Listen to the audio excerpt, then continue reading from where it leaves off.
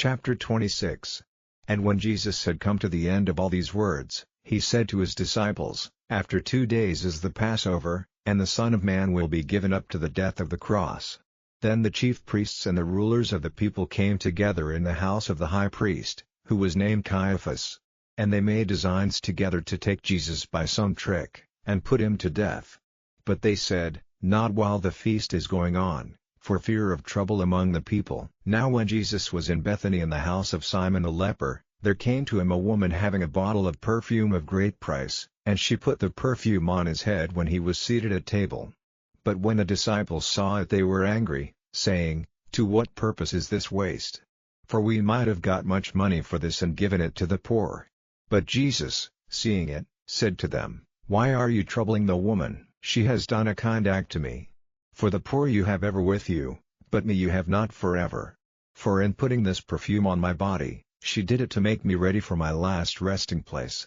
Truly I say to you, wherever this good news goes out in all the world, what this woman has done will be talked of in memory of her. Then one of the 12, who was named Judas Iscariot, went to the chief priests and said, What will you give me, if I give him up to you? And the price was fixed at 30 bits of silver. And from that time he was watching for a chance to give him into their hands. Now on the first day of unleavened bread the disciples came to Jesus, saying, Where are we to make ready for you to take the Passover meal? And he said to them, Go into the town to such a man, and say to him, The Master says, My time is near, I will keep the Passover at your house with my disciples. And the disciples did as Jesus had said to them, and they made ready the Passover. Now when evening was come, he was seated at table with the 12 disciples, and while they were taking food, he said, Truly I say to you that one of you will be false to me. And they were very sad, and said to him, one by one, Is it I, Lord? And he made answer and said, He who puts his hand into the plate with me, the same will be false to me. The Son of Man goes, even as the writings say of him, but a curse is on that man through whom the Son of Man is given up. It would have been well for that man if he had never come into the world. And Judas, who was false to him, made answer and said, Is it I, Master? He says to him, Yes. And when they were taking food, Jesus took bread and, after blessing it, he gave the broken bread to the disciples and said, Take it, this is my body. And he took a cup and, having given praise, he gave it to them, saying, Take of it, all of you, for this is my blood of the testament, which is given for men for the forgiveness of sins. But I say to you that from now I will not take of this fruit of the vine, till that day when I take it new with you in my Father's kingdom. And after a song of praise to God, they went out to the mountain of Olives.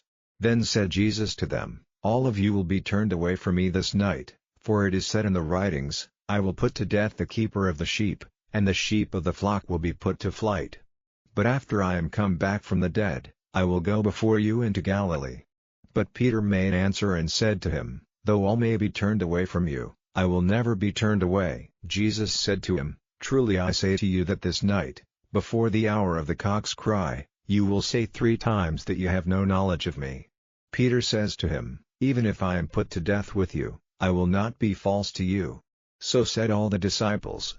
Then comes Jesus with them to a place named Gethsemane, and says to his disciples, Be seated here, while I go over there for prayer. And he took with him Peter and the 2 sons of Zebedee, and became sad and very troubled.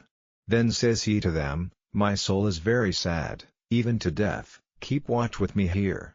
And he went forward a little, and falling down on his face in prayer, he said, O my Father, if it is possible, let this cup go from me, but let not my pleasure, but yours be done. And he comes to the disciples, and sees that they are sleeping, and says to Peter, What, were you not able to keep watch with me 1 hour? Keep watch with prayer, so that you may not be put to the test. The spirit truly is ready, but the flesh is feeble. Again, a second time he went away, and said in prayer, O my Father, if this may not go from me without my taking it, let your pleasure be done. And he came again and saw them sleeping, for their eyes were tired.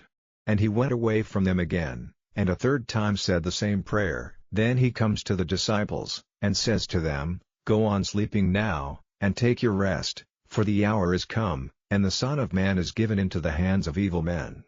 Up, let us be going, see, he who gives me up is near. And while he was still talking, Judas, one of the 12, came, and with him a band armed with swords and sticks, from the chief priests and those in authority over the people. Now the false one had given them a sign saying, "The one to whom I give a kiss, that is he, take him." And straightway he came to Jesus and said, "Master," and gave him a kiss. And Jesus said to him, "Friend, do that for which you have come." Then they came and put hands on Jesus, and took him.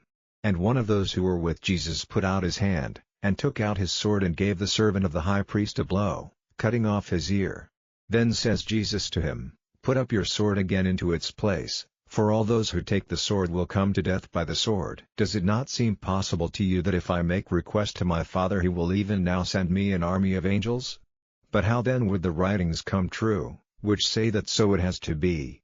In that hour Jesus said to the people, "Have you come out as against a thief with swords and sticks to take me?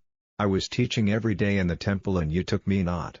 But all this has taken place so that the writings of the prophets might come true." Then all his disciples went from him in flight. And those who had made Jesus prisoner took him away to the house of Caiaphas, the high priest, where the scribes and those in authority over the people had come together. But Peter went after him at a distance, to the house of the high priest, and went in and took his seat with the servants, to see the end. Now the chief priests and all the Sanhedrin were looking for false witness against Jesus, so that they might put him to death, and they were not able to get it, though a number of false witnesses came. But later there came two who said, "This man said, I am able to give the temple of God to destruction, and to put it up again in 3 days." And the high priest got up and said to him, "Have you no answer? What is it which these say against you?" But Jesus said not a word. And the high priest said to him, "I put you on oath, by the living God, that you will say to us if you are the Christ, the Son of God." Jesus says to him, "You say so, but I say to you, from now you will see the Son of Man seated at the right hand of power, and coming on the clouds of heaven." Then the high priest, violently parting his robes, said, "He has said evil against God, what more need have we of witnesses? For now his words against God have come to your ears, what is your opinion?" They made answer and said, "It is right for him to be put to death." Then they put shame on him, and were cruel to him, and some gave him blows, saying, "Be a prophet, O Christ, and say who gave you a blow." Now Peter was seated in the open square outside the house, and a servant girl came to him, saying, "You are with Jesus the Galilean." But he said before them all that it was false, saying, "I have no knowledge of what you say." And when he had gone out into the doorway, another saw him and says to those who were there, "This man was with Jesus the Nazarene." And again he said with an oath, "I have no knowledge of the man." And after a little time those who were near came and said to Peter, "Truly you are one of them, because your talk is witness against you." Then with curses and oaths he said, "I have no knowledge of the man." And straightway there came the cry of a cock.